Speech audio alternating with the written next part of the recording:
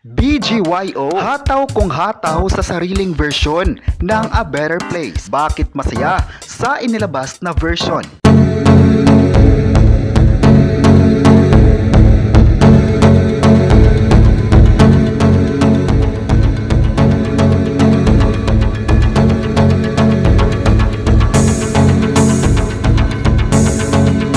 Ilang araw bago ipalabas ang bagong pelikula ng blockbuster animated musical na Trolls, nakisayaw at nakihataw na ang sikat na Pinoy pop boy band na BGYO. Ginawa nila ng sariling version ng chorus ng A Better Place, ang bagong kanta ng legendary American pop boy band na NSYNC para sa pelikulang Trolls Band Together. At gaya ng ilang fans, sinabi ng grupo na excited na rin silang mapapanood sa mga lokal na sinihan ang kaabang-abang na animated film sa darating na November 15. Magugunita noong 2021 nang magsimula ang grupong BGYO at nilabas ang kantang The Light na umani ng mahigit 100,000 streams sa Spotify sa loob lang ng 2 linggo. Ang music video rin ng nasabing kanta ay itinanghal na fastest P-pop music video to reach 1 million views.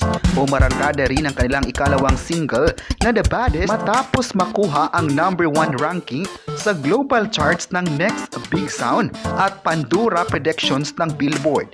Samantala, ang A Better Place ay ang kauna-unahang kanta ng NSYNC makalipas ng 2 dekada. Isa ito sa 14 tracks na isinulat ng multi-award winning artist at music producer na si Justin Timberlake para sa animated movie. Bukod sa animated iconic band, ilan sa mga original music na ginawa ni Justin ay ang collaboration ng ilang pop artist kabilang na sina Kid Cudi, Camila Cabello, Oye Sivan, Anina Kindek at marami pang iba.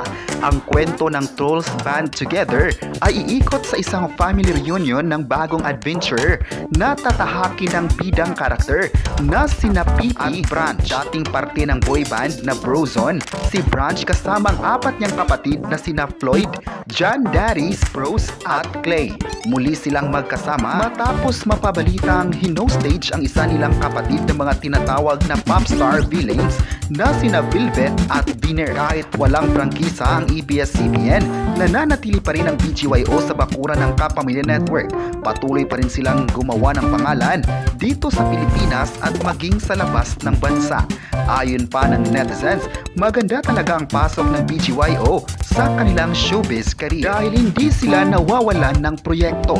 Halatang marami sa mga fans ang nagsasabing nagustuhan nila ang version nito.